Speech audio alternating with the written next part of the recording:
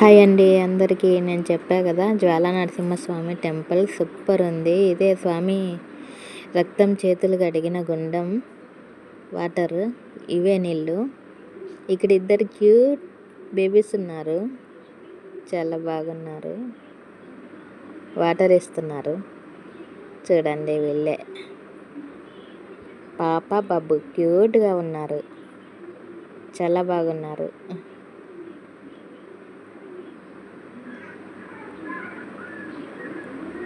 పాప బాబు,